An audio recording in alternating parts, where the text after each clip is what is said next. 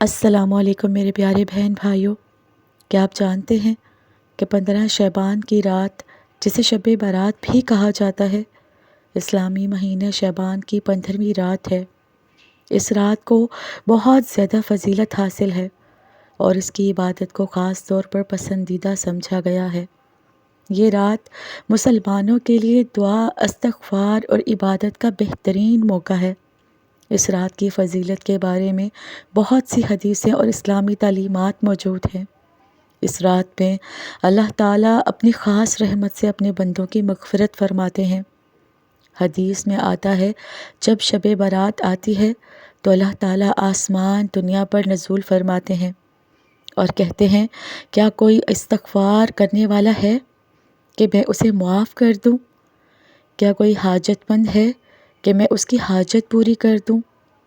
اس رات میں اللہ تعالیٰ آئندہ سال کے لیے لوگوں کی تقدیر کا فیصلہ فرماتے ہیں۔ اس میں انسان کی زندگی کی اہم باتیں جیسے کہ رزق، موت اور دیگر تقدیری فیصلے درج موجود ہوتے ہیں۔ اس رات کو دعاؤں کی قبولیت کا خاص موقع سمجھا جاتا ہے۔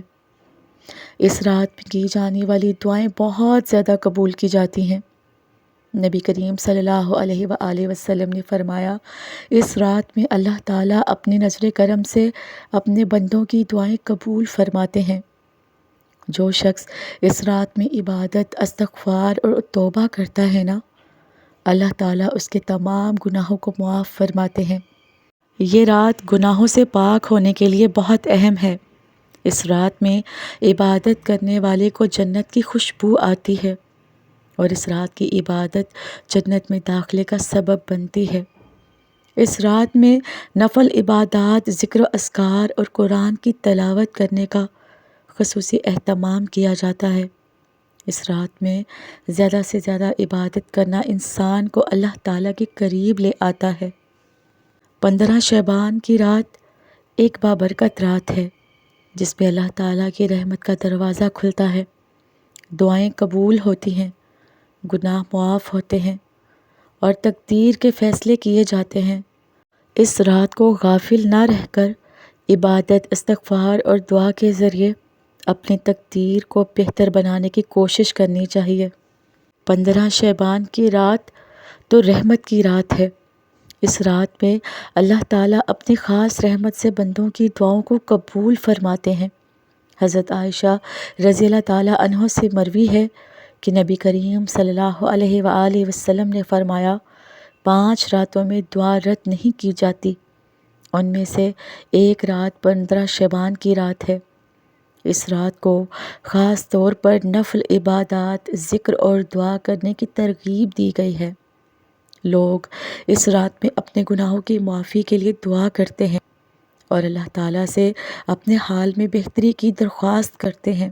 اس رات میں اللہ تعالیٰ اپنے بندوں کی تقدیر میں تبدیلیاں فرماتے ہیں اور جن کی دعائیں قبول ہوتی ہیں ان کے لیے یہ رات ایک نیا آغاز بن سکتی ہے۔ اللہ تعالیٰ کی طرف سے اس رات میں کی جانے والی عبادات کے بہت سے فائدے ہیں اور ایمان والوں کے لیے یہ رات توبہ اور دعاؤں کا ایک بہترین موقع ہے۔ اس رات میں اللہ تعالیٰ اپنی رحمت اور مغفرت کے دروازے کھول دیتے ہیں اور بندوں کی دعاؤں کو قبول فرماتے ہیں۔ اس رات میں دعا مانگنے کا طریقہ خاص اہمیت رکھتا ہے۔